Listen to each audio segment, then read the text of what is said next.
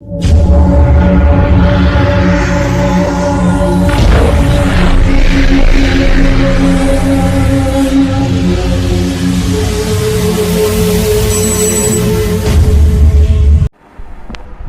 मित्रों, मैं श्री दुबे आप सभी का द संस्कृत नॉलेज चैनल में हार्दिक अभिनंदन, वंदन एवं स्वागत करता हूं।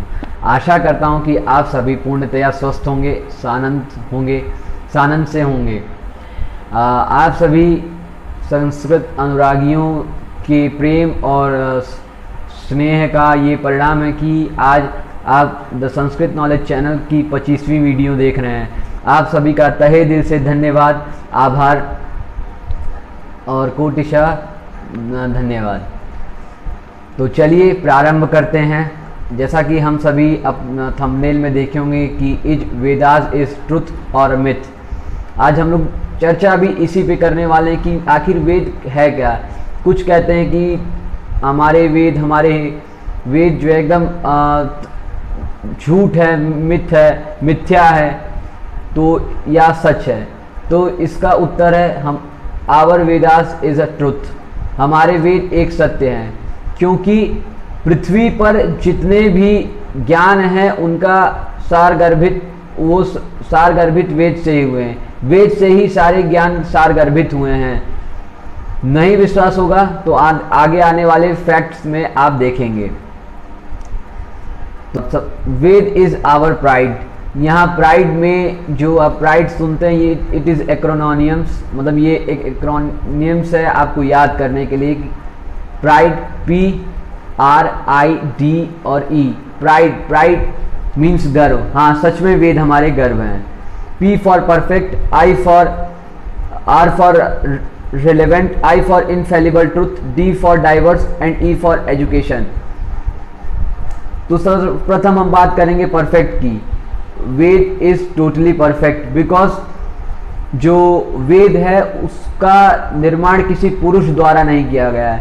उसका निर्माण स्वयं भगवान श्री विष्णु के द्वारा किया गया है। जब सृष्टि की उत्पत्ति हो रही थी, कहा जाए कि इस पूरे ब्रह्मांड की उत्पत्ति हो रही थी, तब भगवान विष्णु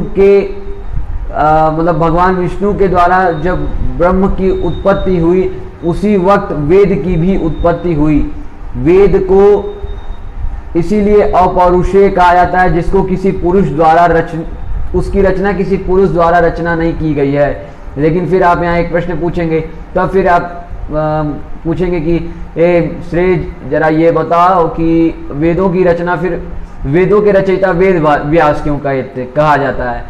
वो इसलिए कहा जाता है कि वेद उस समय श्रुति कहलाते थे, अर्थात वेद उस समय एक केवल सुन के, उनका जो शिक्षा दीक्षा होती थी वेदों की वो सुन के होती थी। क्योंकि पहले के जो हमारे ऋषि मुनि रहते थे उनका दिमाग इतना तेज रहता था कि वो आपकी बात को सुन के तुरंत याद कर लेते थे। तो इसलिए वेद जो है सुन के याद किए जाते थे, तो इसीलिए श्रुति वेदों को कहा जाता है। तो महर्षि वेद व्यास त्रिकाल दृष्टा थे। उन्होंने देखा कि हम जैसी महामूर्ख पीढ़ियां जो है धरती पे जन्म लेंगी, और अगर इसी तरह वेद सुन के कहा जाएगा तो वेद का अस्तित्व खतरे में आ जाएगा।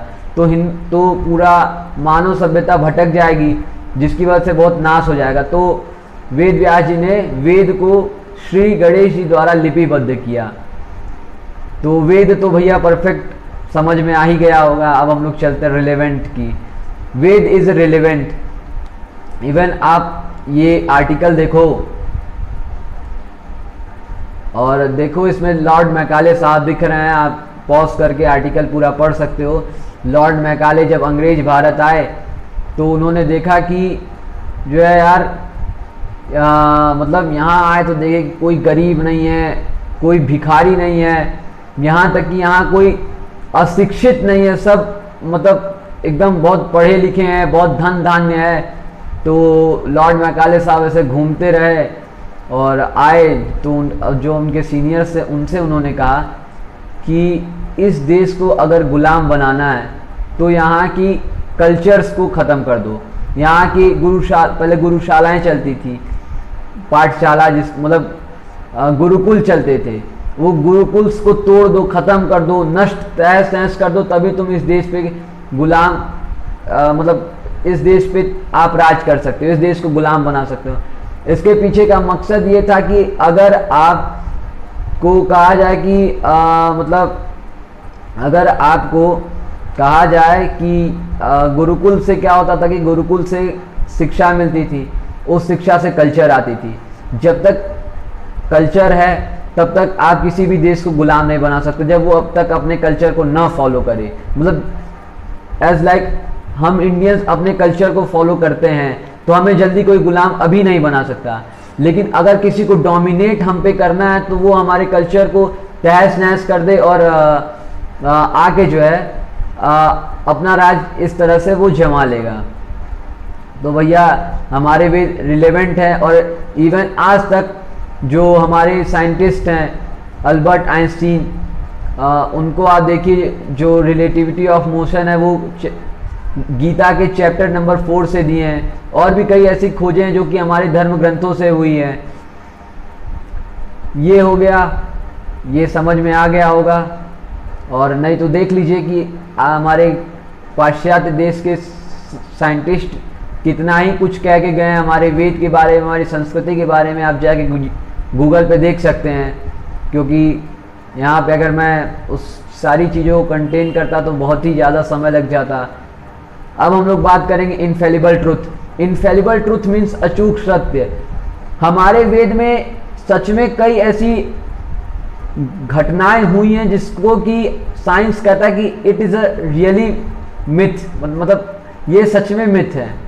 आप जैसे कि देख लो दुर्योधन का जन्म, मतलब दुर्योधन और कौरवों का जन्म आप देख लीजिए कि दुर्योधन में ये है कि माता गांधारी चाहती थी कि हमारे पुत्र जो है राजा बने, हमारे पुत्र बड़े, मतलब हमारे पुत्र जो है बड़े पैदा हों, मतलब हमारे पुत्र कुंती के पुत्रों से बड़े पैदा हों। तो जब उनको ये सूचना मिली कि अरे कुंती को पुत्र हो गए हैं, तब माता गांधारी एकदम क्रोधित हो गई कि अरे यार ये कैसे हो सकता है, हमें तो चाहिए था कि हमारे पुत्र पहले पैदा हो, हमारे पुत्र राजा बने। तो उन्होंने अपने गर्भ को जो है 100 टुकड़ों में काट दिया, 100 टुकड़ों में अपने गर्भ को काट दिया। तब वहाँ महर्षि वेद व्यास जी आए, वो कहें कि पुत्री तुमने ये क्या किया, ये तो महापाप हो गया। तो उन सारे टुकड़ों को महर्षि वेद व्यास जी ने एक जगह करके उसको मंत्र शक्ति के द्वारा उन 100 टुकड़ों को, मतलब कहा जाए कि 100 पुत्रों में जो है तब्दील कर दिया, जिसे कहते हैं ना एम्ब्रायो स्प्लिटिंग कर दिया। आप पूरी जो पूरी इसका वृत्तांत है वो आप महाभारत महाकाव्य में जाके पढ़ सकते हो।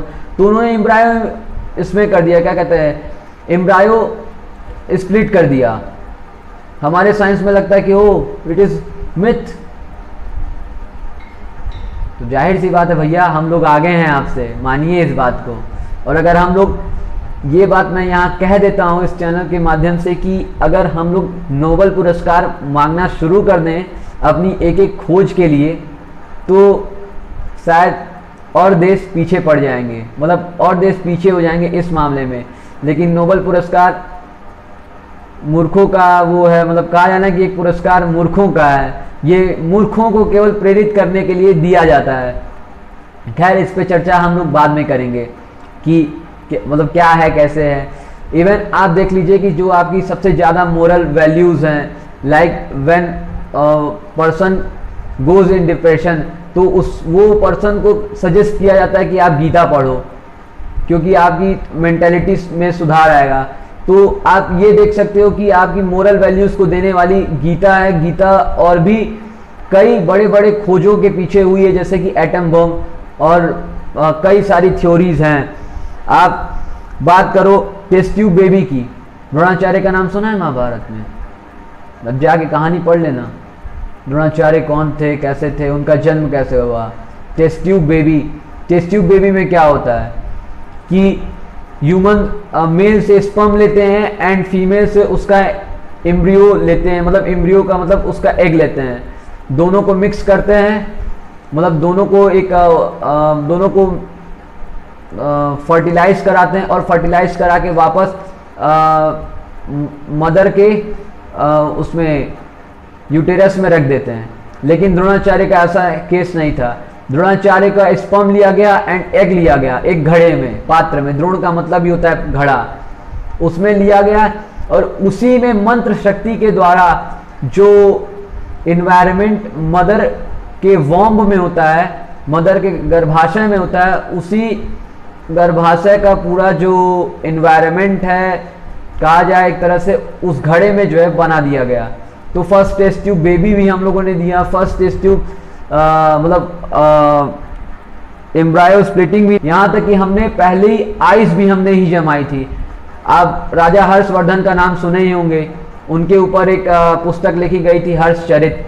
तो उनकी पुत्री को बुखार था, वे थे रसायन के, मतलब कहा जाए कि वे बहुत एक महान रसायनवेत्ता थे। तो उन्होंने जो है उस पर बर्फ जमा करके अपनी पुत्री का ज्वर ठीक किया था। और हेड ट्रांसप्लांट के बारे में तो सभी जानते हैं कि भगवान श्री गणेश का जब मस्तक धड़ से अलग हो गया तो कैसे भगवान महादेव जी द्वारा उसका मतलब उन दोनों हाथी के मुख को जोड़ा गया। और अब क्या ही कहूँ कि बहुत ही कहने में मुझे बहुत ही थोड़ा सा दुख महसूस हो रहा है कि जो काऊ डंग केक है, मतलब जो गाय का गोबर है, काऊ डंग, उस वो जो है फायर बैक्टीरियाज को जो है किल करता है, उसका एंटीबायोटिक है। काऊ के गोबर का पेटेंट अमेरिका लेके रखा है, काऊ के गोबर का पेटेंट अमेरिका लेके रखा है। It's a truth. जापान भी इवन काऊ डंग्स पे रिसर्च किया है, तो उसने भी अपनी रिसर्च पेपर में, मतलब अपनी रिसर्च थ्योरी में ये लिखा है कि जो गाय का गोबर है वो रेडिएशंस को एब्जॉर्ब करता है। तो इतनी चीजें हमारे यहाँ लिखी हुई हैं, इतनी चीजें हमारे यहाँ दी हुई हैं, और लोग कहते हैं कि बहुत पीछे हो संस्कृत वालों। अरे यार, डी फॉर डाइवर्स, डाइवर्स मतलब होती है विभिन्नताएं। विभिन्नताओं का मतलब क्या होता है? विभिन्नताएं आप हमारे यहाँ देख सकते हो कि आयुर्वेदिक साइंस है, मतलब जैसा कि हम अभी इस समय ट्रेंड में चल रहा है कि आयुर्वेद काढ़ा उड़ा, देख लो भैया, आ गया वैदिक संस्कृति आ गई। आयुर्वेदिक साइंस है, फिजिक्स है, फिजिक्स देख सकते हैं, फिजिक्स के बारे में तो चर्चा हमें करनी ही करनी है। वास्तु है, ऑर्गेनिक फार्मिंग है कि मतलब कृषि कैसे करते हैं, मेटलर्जी है कि मतलब कैसे धातु से धातु को जोड़ते हैं, ये भी उस समय बहुत ही प्रचलित था। मतलब कहा जाना कि अगर आप जाके देखोगे कि वैदिक पीरियड में आप जाके देखोगे, वेद अगर आप जब पढ़ोगे तो उसमें आपको बहुत कुछ देखने को मिलेगा। इवन हमारे पूरे संस्कृत के हिस्ट्री ऑफ संस्कृत अगर आप देखोगे तो उसमें आपको इतनी अनबिलीवेबल चीज मिलेंगी, क्या ही कहा जाए। एक special case, exception case, everything. और लेकिन तब भी लोग कहेंगे कि तुम संस्कृत वाले पीछे हो। कहाँ है पीछे भैया? बस आप लोग देख नहीं पा रहे, आंख पे से कहा जाए ना कि पर्दा पड़ा है। विमांस का है, विमांस का है, मतलब आप कई तरह के विमांस बना सकते हो। महर्षि भारद्वाज ने भी अपने ग्रंथ में जो है विमांस के बारे में लिखा है।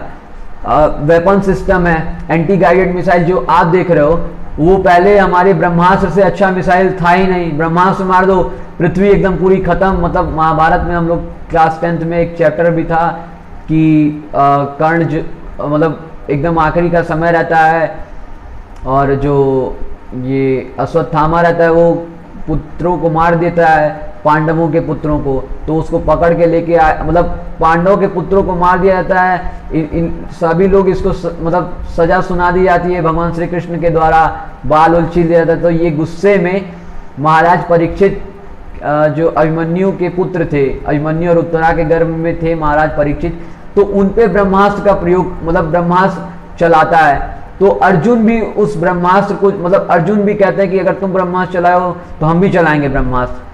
तो ब्रह्मास्त्र अर्जुन जो है चलाते हैं। तो ब्रह्मा जी और नारद जी आके दोनों लोग को समझाते हैं कि ये बहुत ही खतरनाक अस्त्र है, इससे पूरी पृथ्वी 100 पृथ्वी एक ब्रह्मास्त्र से खत्म हो सकती थी, ऐसा हमारे वेद में लिखा है। और कहते हैं कि कौन है ये वेद मिथ है। हे भगवान, हे भगवान, हे भगवान। अब हम लोग बात करते हैं कि वेद पढ़ने के पर्पस क्या है। यहीं पे वेद के पर्पस आते हैं। पहले आता है संबंध। संबंध मीन्स मतलब संबंध क्या है, हमारा और भगवान का संबंध क्या है, वेद ये बताते हैं। फिर बताते अभिधेय क्या है, मतलब हमारा भगवान से मतलब भगवान से और हमारा संबंध रखने का पर्पस क्या है।